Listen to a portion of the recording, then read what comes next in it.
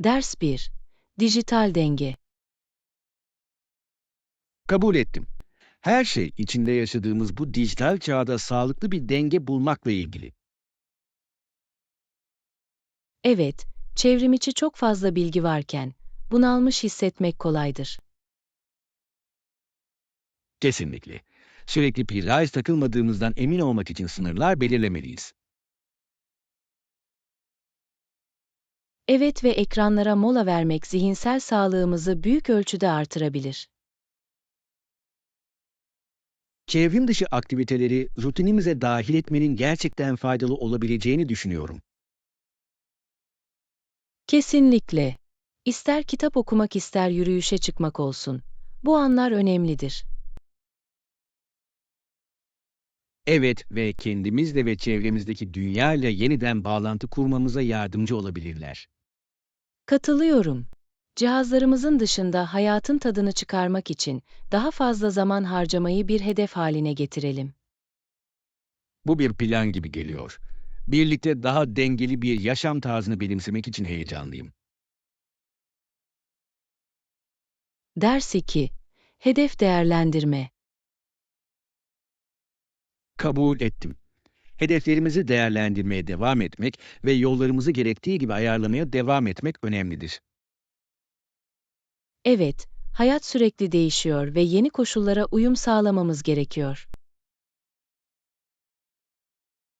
Kesinlikle. İlerlememizi düzenli olarak değerlendirmek, odaklanmamıza ve motive olmamıza yardımcı olabilir. Yol boyunca küçük zaferleri kutlamanın da çok önemli olduğunu düşünüyorum. Kesinlikle. Başarılarımızı tanımak, güvenimizi ve dürtümüzü artırabilir. Evet ve zorluklar ortaya çıktığında bile ilerlemeye devam etmemizi teşvik ediyor. Planlarımızda esnekliğe sahip olmanın büyüme ve keşfe izin verdiğine inanıyorum. Kesinlikle. Hedeflerimizi gözden geçirmek ve gerekli ayarlamaları yapmak için zaman ayıralım. Harika fikir. Stratejilerimizi birlikte geliştirmek için sabırsızlanıyorum. Ders 3. Oda servisi talebi. Bir istek için bana yardımcı olabilir misiniz? Evet, uyandıktan sonra odama bir fincan kahve de gönderebilir misin? Kesinlikle. İhtiyacınız olduğunda taze ve sıcak teslim edildiğinden emin olacağım. Teşekkür ederim. Sabahları iyi bir fincan kahve, güne başlamak için ihtiyacım olan şey. Tamamen anlıyorum. Sabah rutininizde gerçekten bir fark yaratabilir. Evet, oda servisinin rahatlığını takdir ediyorum. Çok rahatlatıcı. Kesinlikle. Hiçbir yere acele etmek zorunda kalmadan rahat bir sabahın tadını çıkarmak harika. Kesinlikle. Günümü önceden planlarken kahvemin tadını çıkarabileceğim. Kulağa mükemmel geliyor. İhtiyacın olan başka bir şey varsa bana haber ver. Yapacağım. Çok yardımcı olduğun için teşekkürler. Konaklamamı daha da iyi hale getiriyor. Ders 4. Sandviç memnuniyeti. Az önce lezzetli bir sandviç ve biraz kahve içtim. Mükemmel bir öğle yemeğiydi. Kulağa harika geliyor. Bu yemeğin tadını çıkarmak için yolculuk sırasında herhangi bir gecikme oldu mu? Hiç de değil. Her şey yolunda gitti ve rahatlayabildim ve yemeğimin tadını çıkarabildim. Bunu duymak harika. Seyahat planlarının aksamadan gitmesi her zaman güzeldir. Evet ve yol boyunca iyi yemeklerin tadını çıkarmak herhangi bir yolculuğu daha keyifli hale getirir. Katılıyorum. Yemek paylaşmak, yeni bir yeri deneyimlemenin en iyi yollarından biridir.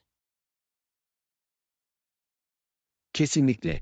Seyahatlerim sırasında daha fazla yerel yemek denemeyi dört gözle bekliyorum. Evet. Bir sonraki maceramızda denemek için ziyaret edilecek yerlerin ve yiyeceklerin bir listesini tutalım.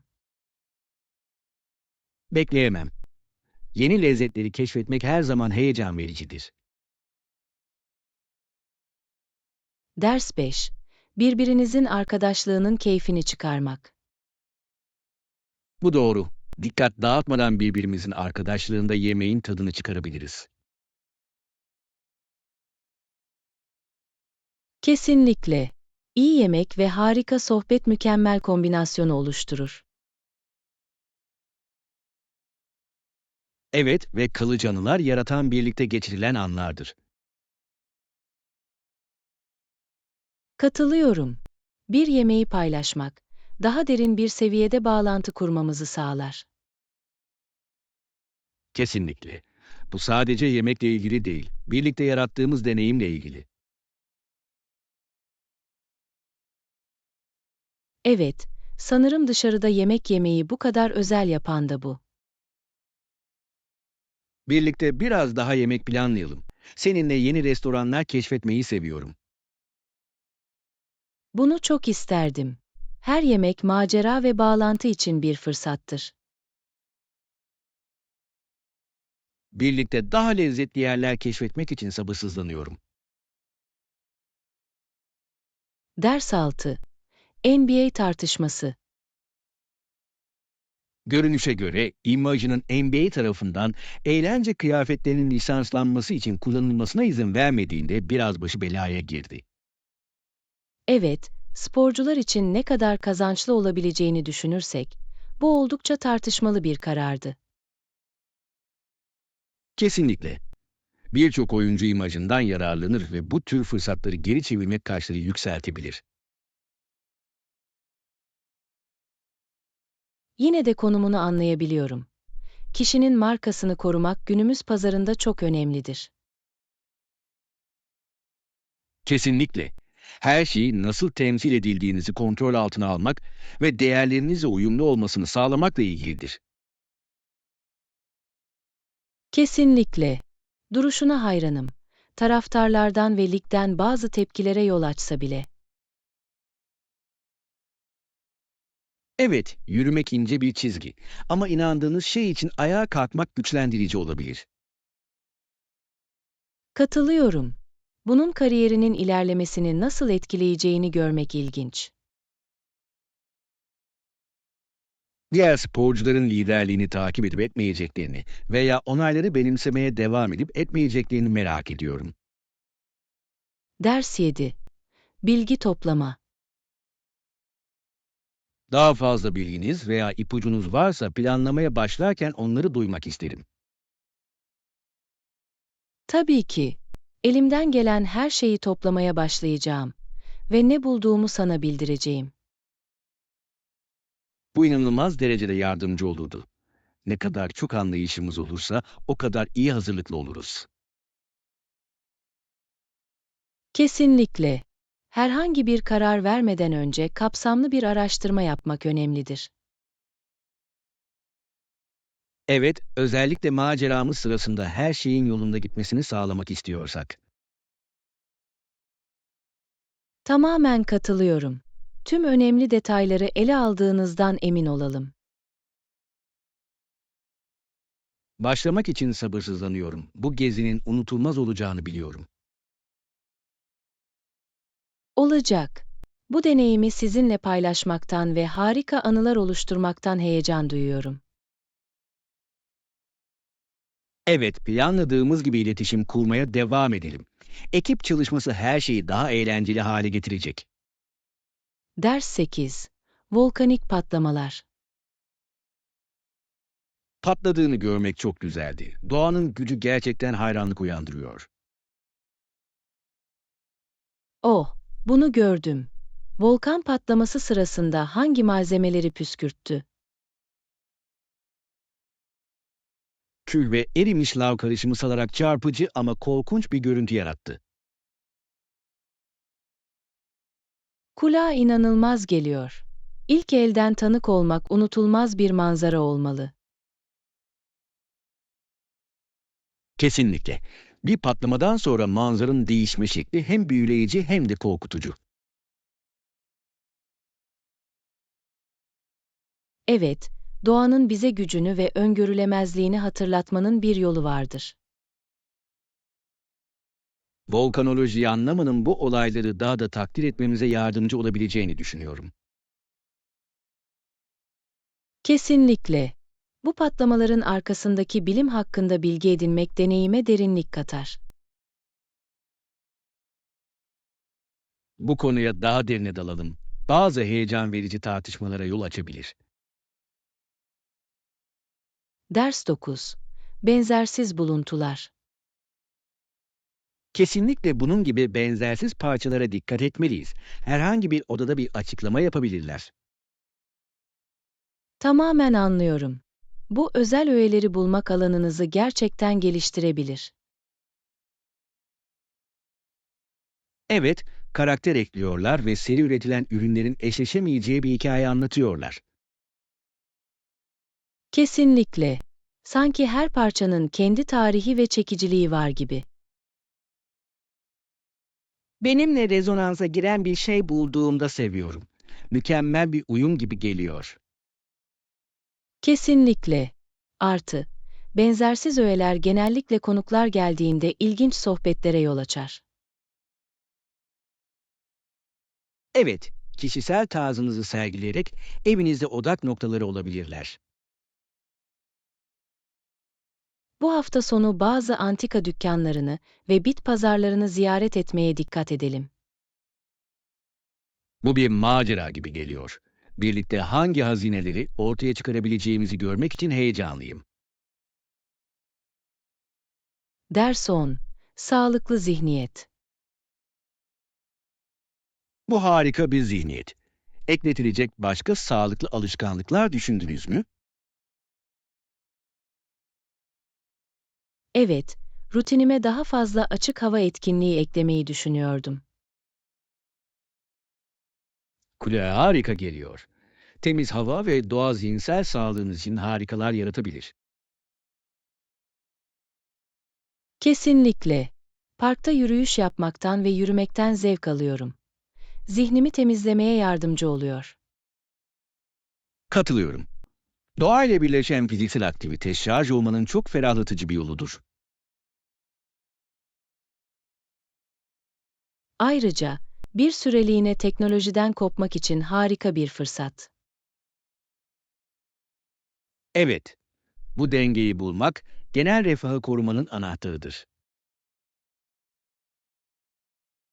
Ayrıca stresi daha iyi yönetmek için farkındalık ve meditasyona odaklanmaya çalışıyorum. Bu harika bir yaklaşım. Bazı meditasyon seansları için size katılmalıyım, bana da fayda sağlayabilir. Ders 11. Sürdürülebilir temizlik.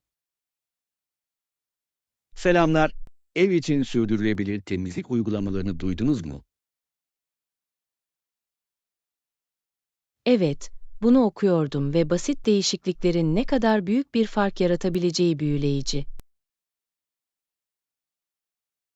Kesinlikle. Sirke ve kabartma tozu gibi doğal içerikleri kullanmak hem etkili hem de çevre dostudur. Kesinlikle. Eşyaları temiz tutarken evlerimizdeki kimyasalları azaltmanın harika bir yoludur. Ayrıca birçok ticari temizleyici kaçınabileceğimiz plastik ambalajlarda gelir. Kesinlikle. Sürdürülebilir ürünler seçmek, atıkları azaltmaya ve çevreyi korumaya yardımcı olur. Bence daha fazla insanın bu seçeneklerin ve faydalarının farkında olması gerekiyor. Evet, ve ipuçlarını paylaşmak, başkalarını da geçiş yapmaya teşvik edebilir. Bu uygulamaları hemen temizlik rutinlerimize dahil etmeye başlayalım. Ders 12.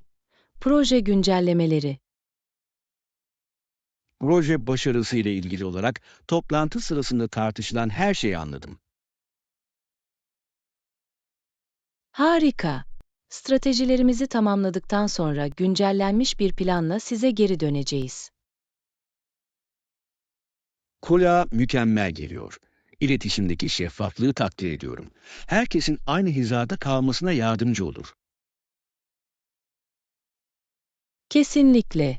İlerlerken aynı sayfada kalmak bizim için çok önemlidir.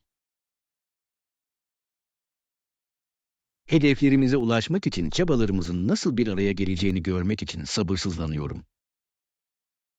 Evet ve birleşik becerilerimizle etkileyici bir şey yaratacağımıza inanıyorum. Yol boyunca ilerlememiz hakkında birbirimizi güncel tutacağımızdan emin olalım. Kesinlikle. İşbirliği, bu projeyi başarılı kılmanın anahtarı olacaktır. Sonraki adımları dört gözle bekliyorum. Heyecanın artışını şimdiden hissedebiliyorum. Ders 13. Seyahat planları. Kesinlikle. Bir sonraki maceranız için nereye gitmeyi planlıyorsunuz? Önerilere açığım ama her zaman dağları keşfetmek istemişimdir. Kulağa harika geliyor. Temiz hava ve güzel manzara gençleştirici olurdu. Evet, yürüyüş ve kayak gibi eğlenebileceğiniz pek çok aktivite var. Kesinlikle. Ayrıca dağların tepelerinden gelen manzaralar nefes kesici olmalı. Sadece hayal edebiliyorum. Şehir hayatından harika bir kaçış olurdu. Hem rahatlama hem de macera sunan bazı destinasyonları araştıralım. Bu harika bir fikir. Hangi seçenekleri bulabileceğimizi görmek için heyecanlıyım. Planlamaya başlamak için sabırsızlanıyorum. Bu gezi unutulmaz olacak. Ders 14. Paylaşılan deneyimler. Bugün bizi en çok etkileyen şey ortak deneyimimizdir. Bizi bir araya getiren güçlü bir güçtür. Kesinlikle. Örneğin, Avrupalıların nasıl göç edip yeni topraklara yerleştiklerinin hikayesi ortak bir tarihtir. Evet, kültürleri ve toplumları bugün hala hissedilen şekillerde şekillendirdi. Bu deneyimlerin modern dünyamızı nasıl etkilediğini görmek büyüleyici. Katılıyorum. Paylaşılan geçmişimizi anlamak, çeşitli bugünümüzü takdir etmemize yardımcı olur. Evet, farklı topluluklar arasında empati ve bağlantıyı teşvik eder. Bu tarihsel anlatılara daha derinlemesine dalalım. Önemli dersler verebilirler. Kulağa mükemmel geliyor. Köklerimizi keşfetmek bakış açımızı aydınlatabilir. Bunu daha fazla tartışmayı ve birlikte daha fazla hikaye ortaya çıkarmayı dört gözle bekliyorum. Ders 15. Vintage alışveriş. Duvarlarım için eski bir halı ve yeni sanat eserleri arıyorum. Alanımı yenileme zamanı. Kulağa heyecan verici geliyor. Vintage parçalar bir odaya çok fazla karakter ve çekicilik katabilir. Kesinlikle. Bir hikaye anlatan benzersiz eşyalara sahip olma fikrini seviyorum. Evet ve mükemmel halıyı bulmak bir odayı gerçekten güzelce birbirine bağlayabilir. Kesinlikle. Ayrıca kişiliğimle rezonansa giren sanat eserleri bulmaya da hevesliyim. Bu harika bir yaklaşım. Sanat, kim olduğumuz hakkında çok şey ifade edebilir. Bu hafta sonu bazı yerel bit pazarlarına ve ikinci el mağazalarına gidelim. Harika fikir. Birlikte hazineleri avlamak eğlenceli olacak. Hangi benzersiz bulguları ortaya çıkarabileceğimizi görmek için sabırsızlanıyorum. Ders 16. Mola vermek. Sana iyi bir önerim var. Gerçekten bir tatile ihtiyacın var gibi görünüyor. Haklısın. Her şey devam ederken, bir mola bana iyi bir dünya yapar. Her zaman böyle değildi, bilirsin. Şarj etmek için düzenli tatil yapardım. Enerji ve paylaşacak hikayelerle dolu gezilerden ne zaman geri döneceğinizi hatırlıyorum. Kesinlikle. Seyahat etmek zihninizi sıfırlamanıza ve yeni bakış açıları kazanmanıza gerçekten yardımcı olabilir. Sanırım yakında bir kaçamak planlamaya başlamalıyım. İyiliğim için önemli. Kesinlikle. İster hafta sonu gezisi, ister haftalık bir tatil olsun, büyük bir fark yaratabilir. Yeni bir yer keşfetme ve sadece rahatlama fikri beni heyecanlandırıyor. Programınıza ve bütçenize uyan bazı destinasyonlara bakalım.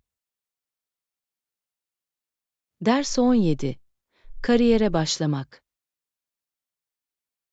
Bu düşündüğünüz ilginç bir alan, orada çok fazla potansiyel olduğuna inanıyorum. Teşekkür ederim. Bu konuda gerçekten tutkuluyum ve seçeneklerimi keşfetmeye hevesliyim. Bu yolculuğa nasıl başlamayı planlıyorsunuz? Programları araştırıyorum ve sektördeki profesyonellerle ağ kuruyorum. Bu akıllıca bir hareket. Bağlantılar kurmak kapıları açabilir ve değerli bilgiler sağlayabilir. Evet, ayrıca pratik deneyim kazanmak için staj yapmayı düşünüyorum.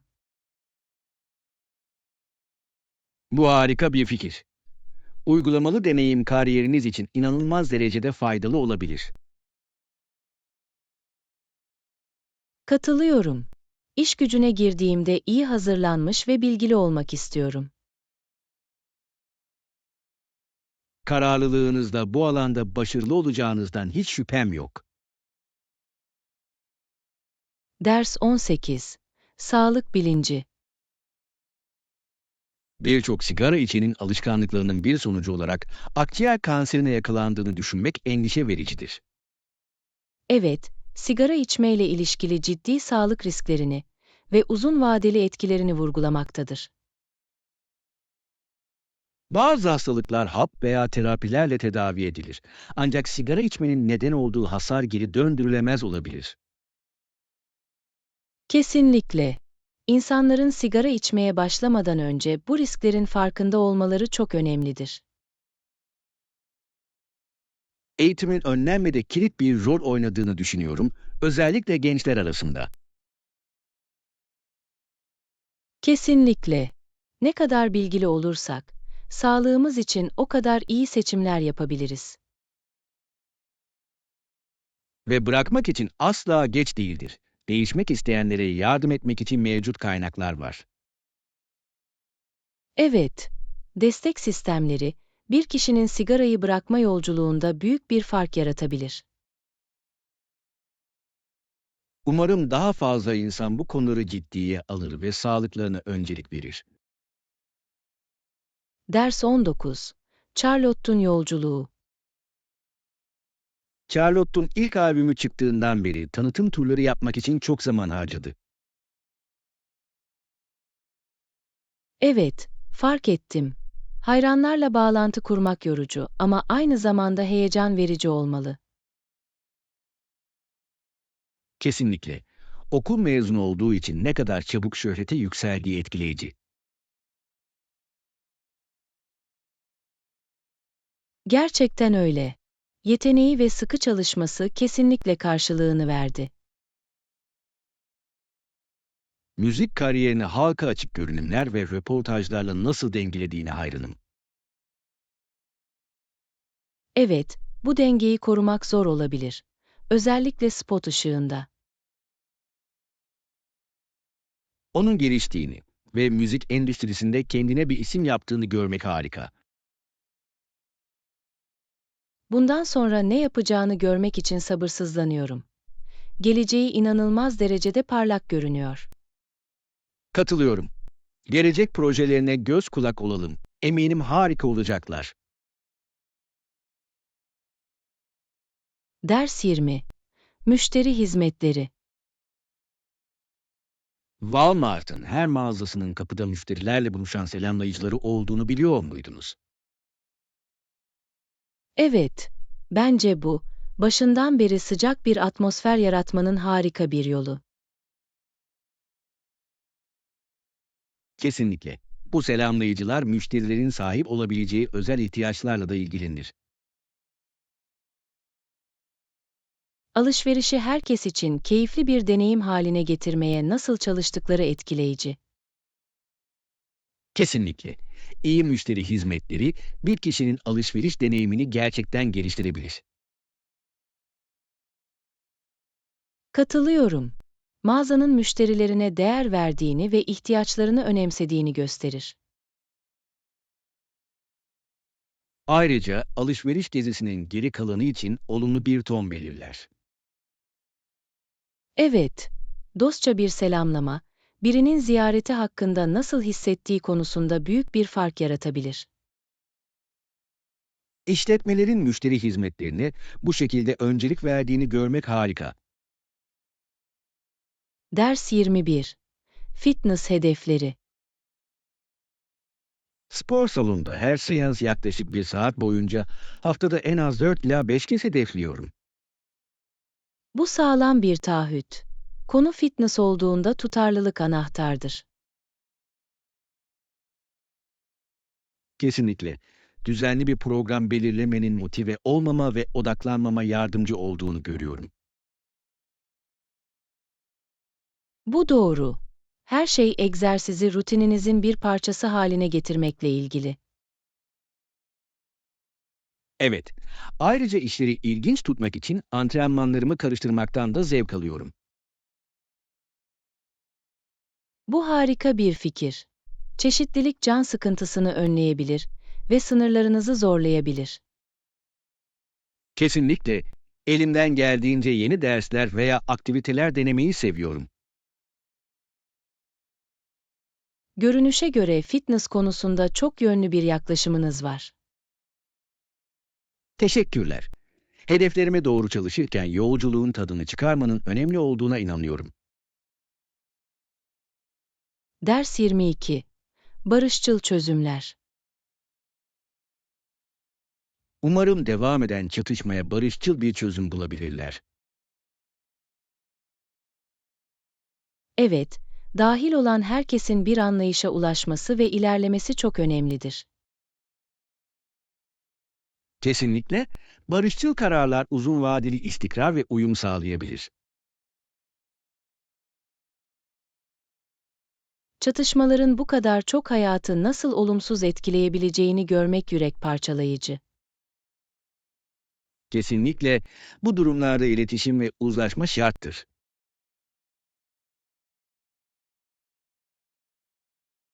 Katılıyorum. Tüm tarafların dinlemesi ve ortak bir zemin bulması önemlidir. Çaba ile olumlu değişiklikler yapılabileceğine gerçekten inanıyorum. Evet, etkilenen herkes için daha parlak bir gelecek için umutlu kalalım.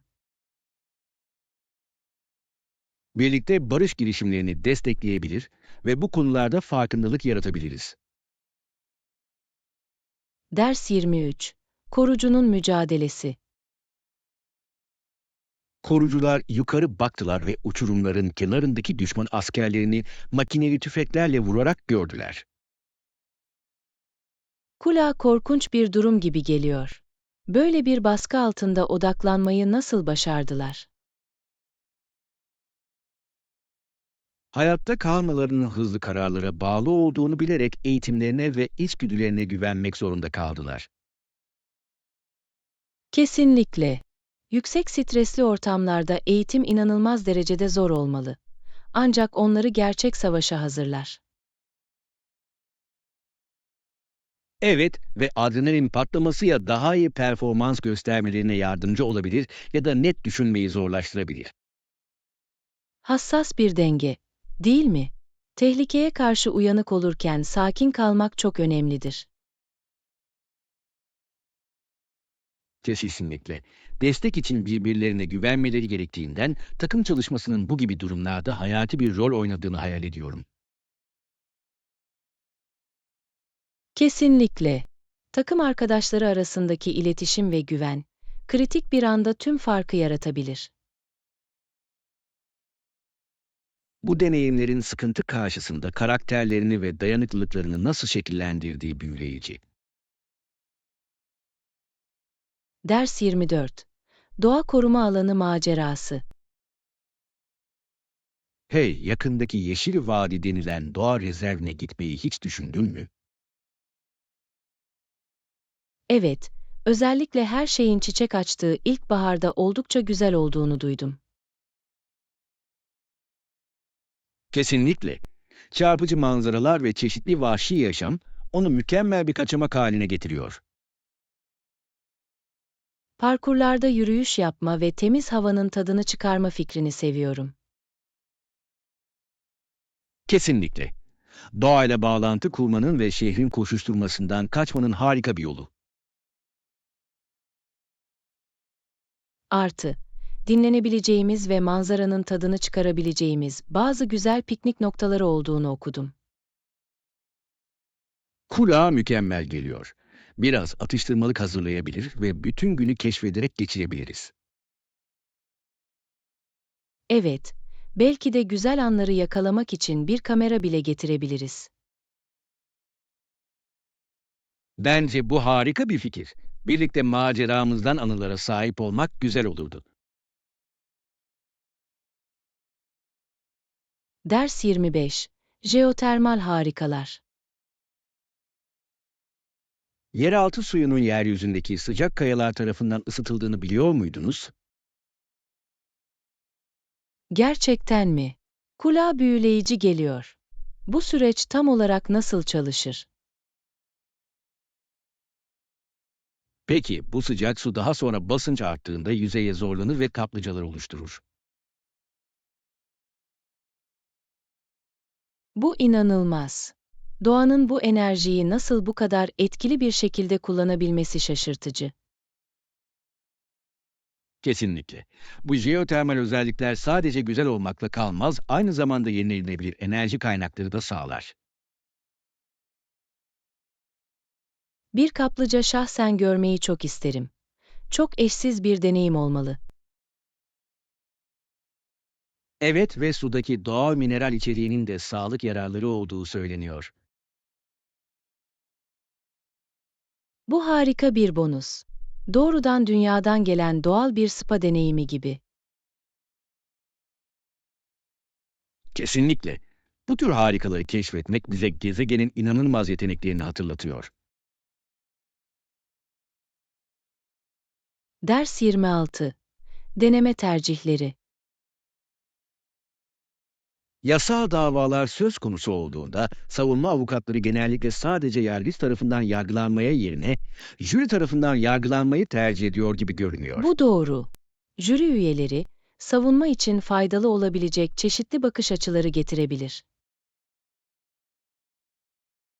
Kesinlikle. Genellikle bir jürinin müşterilerinin durumuna daha sempatik olabileceğine inanırlar. Evet ve birden fazla jüri üyesine sahip olmak, tek bir görüşten ziyade topluluk yargısı duygusu yaratabilir. Birçok savunma avukatı için bir jürinin öngörüle merci aslında kendi yararlarına çalışabilir. Bu ilginç bir nokta. Aynı zamanda jüri üyelerinin mahkemede sunulan anlatıyla nasıl ilişki kurduğuyla da ilgilidir. Evet, ilgi çekici bir hikaye bir jüriyle daha fazla yankı uyandırabilir ve kararlarını etkileyebilir. Ve bu yüzden avukatlar, jüri üyelerine hitap etmek için, argümanlarını hazırlamak için çok zaman harcıyorlar. Kesinlikle. Her şey jürinin görüşünü etkilemek için o duygusal bağlantıyı bulmakla ilgili.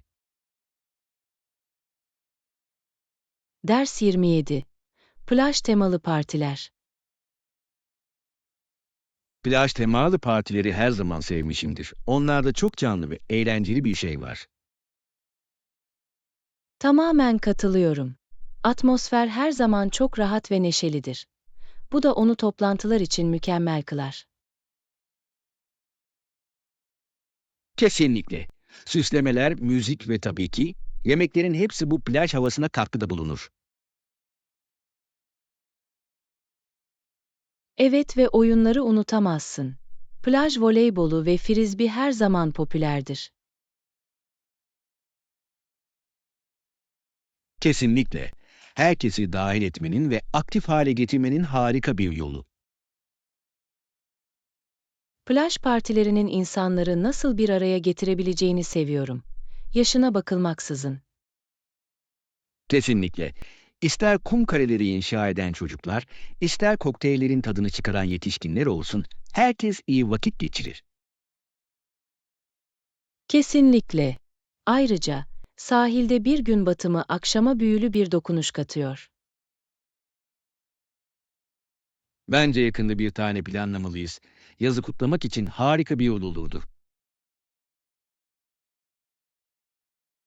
Ders 28. Cadılar Bayramı ruhu.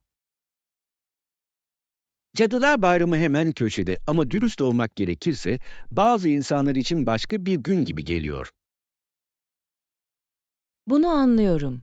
Bununla birlikte, Cadılar Bayramı hala benzersiz gelenekleriyle birçok kişiyi büyülemeyi başarıyor. Evet, özellikle kostümler ve süslemelerle yaratıcılığı ve eğlenceyi tetikleyebilecek tatillerden biri. Kesinlikle. Giyinmenin ve partilere katılmanın heyecanı, birçok kişinin dört gözle beklediği bir şey. Artı, hile ya da tedavi etmenin heyecanı pek çok çocuk için değerli bir yanıdır. Kesinlikle. Toplulukların şenlikleri kutlamak ve paylaşmak için bir araya geldiği bir zamandır.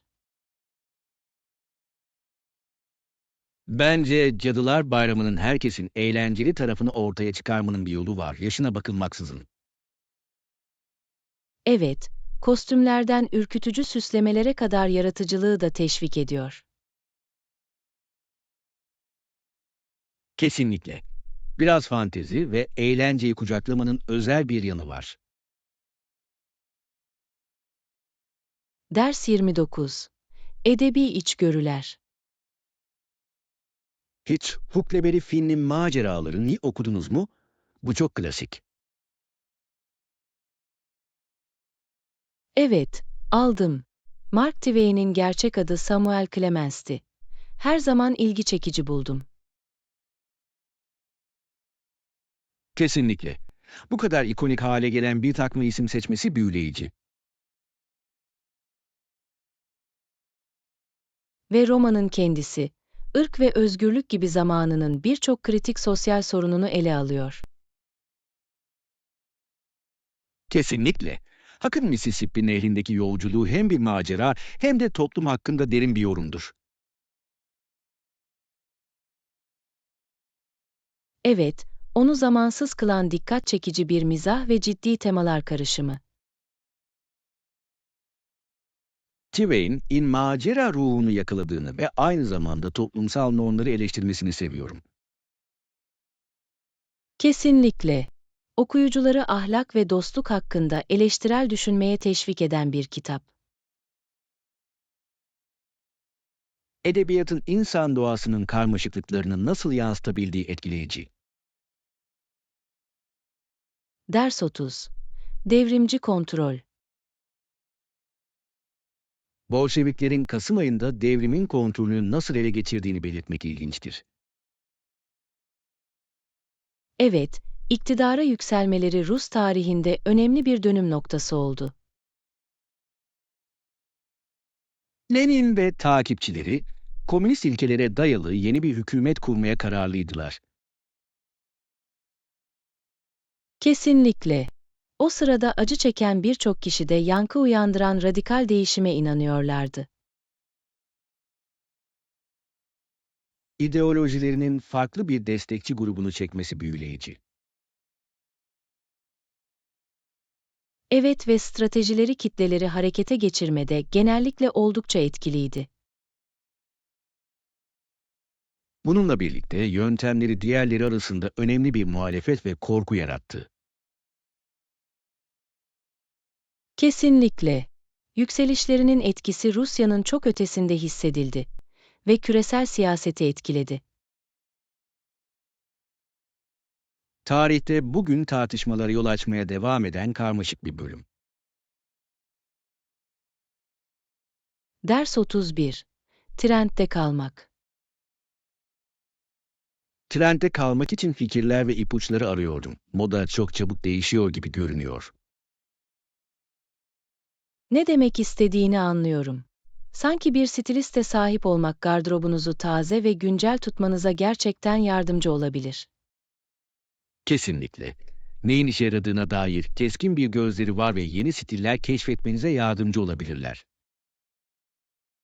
Evet, ve parçaları etkili bir şekilde nasıl karıştırıp eşleştireceklerine dair içgörüler sunabilirler. Ayrıca ana akıma girmeden önce genellikle özel koleksiyonlara ve trendlere erişebilirler. Bu doğru. Herkesin sahip olmadığı benzersiz bir şey giymek heyecan verici olabilir. Kesinlikle. Moda influencerlarını takip etmenin de büyük ilham verebileceğini düşünüyorum. Kesinlikle. Sosyal medya, yeni stilleri ve trendleri keşfetmek için harika bir platformdur. Katılıyorum. Her şey güncel kalırken kişisel tarzınızla neyin rezonansa girdiğini bulmakla ilgilidir. Ders 32. Huzurlu Kızılderililer. Kızılderililerin zamanla nasıl barışçıl hale gelmeleri ilginçtir. Özellikle ilk çatışmalardan sonra. Evet, dikkate değer bir dönüşüm. Ama zorluklarından yoksun değildi. 1609'un sonlarında Smith yaralandı ve bu da yerleşim için daha fazla komplikasyon yarattı. Bu doğru. Yaralanmaları liderlik ve stratejide önemli değişikliklere yol açtı. Bu olayların yerleşimciler ve yerli Amerikalılar arasındaki ilişkileri nasıl şekillendirdiği büyüleyici. Kesinlikle. Bu dönemde insan etkileşimlerinin karmaşıklığını vurgular. Evet ve farklı bakış açılarını anlamanın öneminin bir hatırlatıcısıdır. Kesinlikle. Tarih bize genellikle işbirliği ve çatışma hakkında değerli dersler verir. Bence bu hikayeleri keşfetmek, dahil olan herkesin dayanıklılığını takdir etmemize yardımcı oluyor. Ders 33. Fiyatlandırma tartışması. Kulağa mantıklı geliyor. Fiyatlandırma ve ödeme koşullarını net bir şekilde tartışmanın bizim için önemli olduğunu düşünüyorum. Kesinlikle. Bu konularda şeffaflık, her iki taraf arasında güven oluşturmaya yardımcı olur. Evet ve beklentiler konusunda herkesin aynı sayfada olmasını sağlar. Katılıyorum. Daha sonra herhangi bir yanlış anlaşılmayı önleyebilmemiz için kilit noktaları özetleyelim. İyi fikir. Potansiyel ek maliyetler de dahil olmak üzere tüm yönleri karşılamak önemlidir. Kesinlikle. Projeye başladığımızda sürpriz olmadığından emin olmak istiyorum. Kesinlikle. Net iletişim, başarılı bir ortaklığın anahtarıdır. Evet ve ileriye dönük işbirliğimiz için olumlu bir ton belirliyor. Bu ayrıntıları önceden ele almak için zaman ayırdığımıza sevindim. Ders 34. Hafta sonu planları. Hafta sonu için herhangi bir plan düşündün mü? Evet, aslında yakındaki yürüyüş parkurlarına küçük bir maceraya çıkmayı düşünüyordum. Kulağa heyecan verici geliyor. Doğayı keşfetme ve biraz temiz hava alma fikrini seviyorum. Kesinlikle. Gevşemek ve günlük yaşamın koşuşturmacasından kaçmak için harika bir yol. Ayrıca havanın açık gökyüzü ve ılıman sıcaklıklar ile bir yürüyüş için mükemmel olması gerekiyor. Bu daha da iyi. Aklınızda keşfetmek istediğiniz belirli bir iz var mı? O popüler döngü parkurunu düşünüyordum. En tepede muhteşem manzaralar sunduğunu duydum. Oh, bunu duydum. Biraz zorlayıcı olması gerekiyordu ama çabaya değer. Evet, özellikle ödül olarak güzel manzaralarla iyi bir antrenman yapmaktan yanayım. Ders 35. Yolculuğun keyfini çıkarmak. Geçen hafta yaptığımız yolculuktan keyif aldınız mı? Kesinlikle. Karşılaştığımız ulaşım zorluklarına rağmen genel olarak harika bir deneyimdi. Katılıyorum. Otobüs yolculuğu biraz engebeli olsa da varış noktası her şeyi değerli kıldı. Evet ve yol boyunca gördüğümüz manzaralar muhteşemdi ve yolculuğu keyifli hale getirdi. Kesinlikle. Bazen daha sonra en iyi hikayeleri yaratan seyahatteki küçük hıçkırıklardır. Bu çok doğru. Yeni şehri keşfetmeyi ve farklı yemekleri denemeyi sevdim. Ben de. Her yemek başlı başına bir maceraydı, eşsiz lezzetlerle dolu. Ve yol boyunca yeni insanlarla tanışmak deneyime katkıda bulundu. Daha da unutulmaz hale getirdi. Bir sonraki seyahatimiz için sabırsızlanıyorum. Umarım yakında planlayabiliriz.